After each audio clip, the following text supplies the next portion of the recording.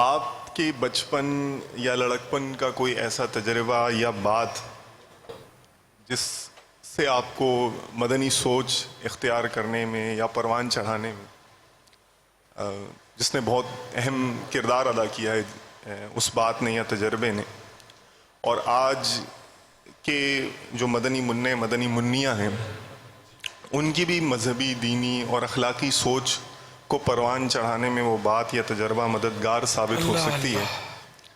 تو اگر آپ وہ بیان فرمائیں اور اس کے وہ حکمت بھرے مدنی پھول والدین اور سرپرستوں کے لیے بھی عطا فرمائیں کہ جو اس کومپل کو تناور درخت بنانے میں اپنا کردار ادا کر سکیں، تو بڑی نوازش ہوگی۔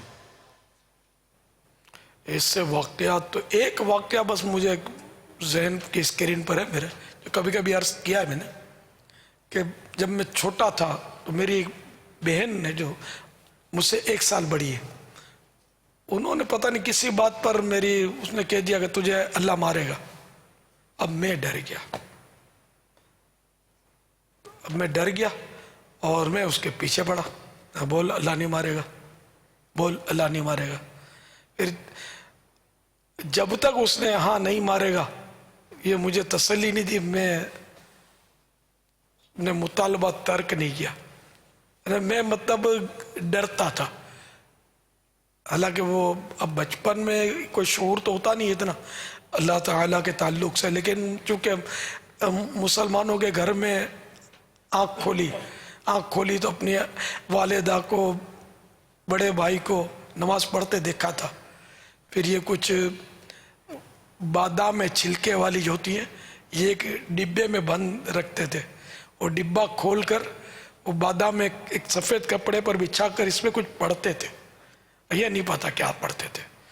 میرا بڑا بھائی اور میری ماں، والد کو تو دیکھا نہیں میں نے، وہ تو 2 سال کی عمر تھی، فوت ہو گئے تھے۔ تو اللہ اور رسول کا نام سنا گھر میں، نماز دیکھی۔ کوئی اس طرح کی بات ہوتی تھی کہ جس سے یعنی خوف خدا کی سوچ جو ہے، جس طرف ایک بچے کی سوچ اس طرف جا رہی ہے، وہ بڑے والدہ صاحبہ، بھائی جان اپنی جملوں میں، روزمرہ کے انداز میں کوئی ایسا جملہ کہتے ہوں، کوئی بات کرتے ہوں جس سے وہ آپ کے اندر یہ سوچ آئی، یا آپ سمجھتے ہیں کہ آئی، مطلب اس کا چانس ہے؟ یاد نہیں مجھے، مطلب جو عام بچے ہوتے ہیں نا، جیسے کہ وہ چھوٹے جب ناسمجھ ہوتے ہیں تو گالیاں نکالنا اور اس طرح کا اپنا جھوٹ بولتے رہنا بات بات پر، تو یہ میرا انداز نہیں تھا۔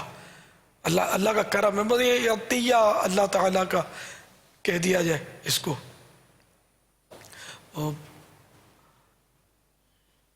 اب ظاہر ہے کہ وہ گھر کے ماحول کا اثر تو ضرور ہوگا اس پر، ہماری والدہ کا، اور اثر تو ہوگا نا اس پر، اب مجھے یاد نہیں ہے۔ ان دنوں یہ بھی ہے کہ ٹی وی کی نوست تو گھروں میں تھی نہیں کہ جس سے فلمیں، ڈرامے اور یہ گانے باجے، اس سے بندہ دیکھتا رہے۔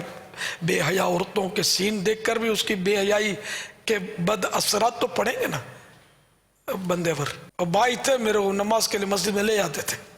وہ جب سمجھدار ہو گیا میں تھوڑا، مسجد کا بس شروع سے میں مسجد میں تو اس دور سے جاتا ہوں کہ نہیں، وہ بچے ایک دوسرے کو لائن میں کھڑے ہوں، پھر ایک دھکا مارے تو پوری لائن گر پڑے، اور میں اس سرکل کا ہوں۔ میں جاتا تھا مسجد میں دھکے مارتا تھا، ایسا نہیں میں کہہ رہا، نہ مجھے یاد ہے کبھی دھکا مارا ہو میں نے، مگر وہ کوئی دھکا، شرارتی بچے تو ہوتے ہیں نا، دھکا مارے سب گرے۔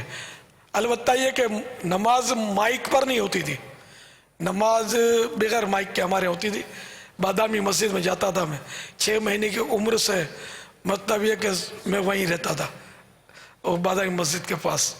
جب شعور آیا تو مسجد کا پتہ چلا کہ یہ مسجد ہے، اللہ کا گھر ہے، یہاں نماز پڑھی جاتی ہے۔ تو وہاں چونکہ مائک پر نماز نہیں پڑھتے تھے تو مکبر ہوتے تھے کہ دوسرے امام نے اللہ اکبر کہا تو دوسرے نے اللہ اکبر کہا، اس طرح پیچھے آواز پہنچاتے تھے۔ تو بچے جب نماز جماعت سے ہوتی تھی، ہم لوگ پیچھے ہوتے تھے، تو جب دوسرا کوئی اللہ اکبر ربنا لک الحمد اس طرح بولتا نا، تو دوسرے بچے بھی بولتے اس طرح، تو میں بھی سمجھتا تھا کہ یوں کہنا چاہیے، تو میں یہ کہتا تھا، کوئی پتہ ہی نہیں تھا کہ نہیں کہنا چاہیے یہ سب کو زور سے۔ تو بہرحال یہ کہ کچھ بھی ہو میں مسجد میں داخل ہو جاتا تھا اللہ کے گھر میں. اللہ کا کرم ہے کہ بس یہ راستہ مل گیا. بہت ملا کی دوڑ مسجد تک. اللہ نے داڑھی رکھنے کی بھی سعادت بخشی کہ جب سے آئی میں نے کٹوائی نہیں, کبھی نہیں منڈوائی, نہ گٹائی نہ کٹوائی, ایک مٹھی سے الحمدللہ. حالانکہ کوئی ماحول نہیں تھا, بعض تو ڈراتے تھے مجھے, لیکن بس ایک وہ دھن چڑھی ہوئی تھی, نہیں داڑھی رکھوں گا میں, سنت ذہن میں بیٹھ گیا تھا میرے آقا کی سنت ہے صلی اللہ تعالی علیہ وآلہ وسلم. الحمدللہ. بچپن سے سود سے نفرت تھی, وہ ذہن میں بیٹھا ہوا تھا. جب تھوڑا شعور آیا تو سود اور سودی اداروں کی نوکریوں سے اور مجھے سخت نفرت تھی شروع سے. الحمدللہ. صلو علی الحبیب صلی اللہ تعالی علی محمد.